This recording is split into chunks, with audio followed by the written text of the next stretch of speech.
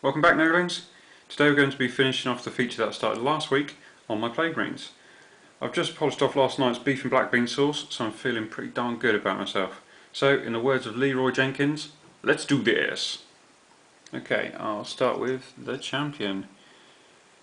So, the champion, he's not one part, he's several parts actually. He's all of this sort of half of him here is metal. His right arm and shoulder pad are plastic. Actually, I think his shoulder pad is resin from Max Mini or Spellcrow or one of those good new manufacturers that are making some pretty nice pieces at the moment.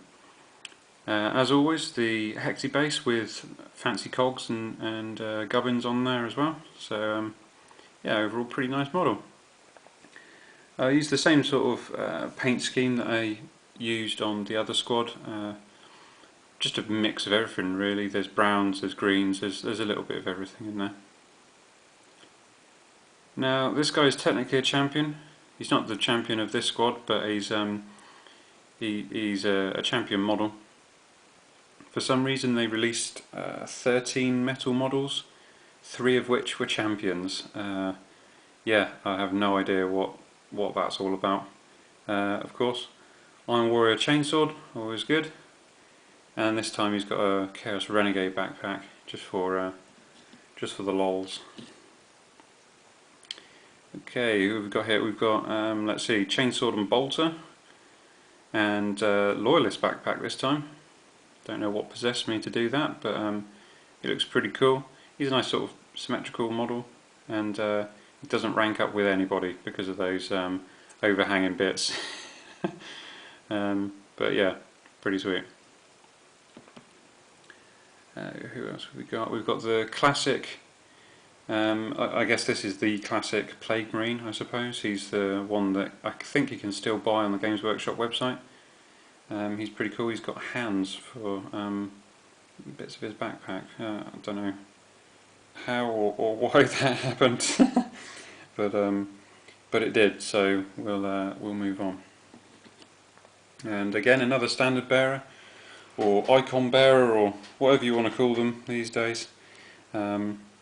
He's cool. He's a pretty sweet model. I don't know why I put some sort of muffler sort of thing on the top of his backpack, but it looks kind of nergly, so I kind of like it.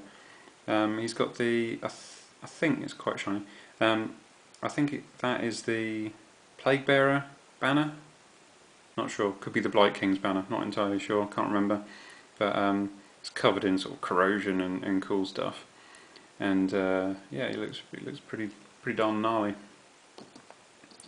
Pretty cool, man, pretty cool.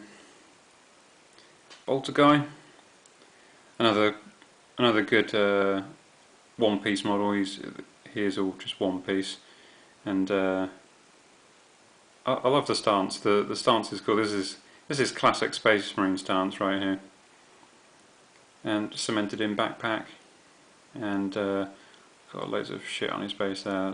That's good stuff. Oh.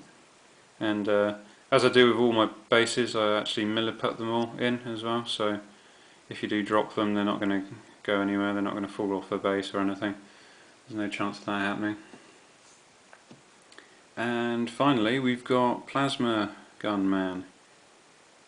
Again, just one piece, save for the backpack, of course. And again, a really cool stance. I particularly like the shoulder pad. Yeah, good stuff, good stuff. A great set of models. I mean, it's a real shame that they didn't make anything really quite similar to this when they started going over to the resin and fine cast stuff, but hey, what can you do? So let's see, today's added bonus is the Time Traveller. Seriously lads, this is one badass model.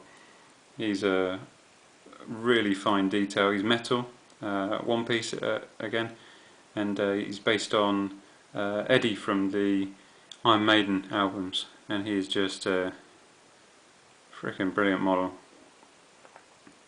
Just a one-off piece. I mean, look at that. That's pretty cool. Jazzed up his base with some really heavy cog work. There's a little bit of everything on there, I think. Lovely stuff. So yeah, that's certainly an 11 out of 10 on the old weird shitter meter. Well, so there we have it, some old school Plague Marines and an Iron Maiden inspired time traveller. Be sure to comment, like, sub, all that good stuff. Thanks for watching. Peace.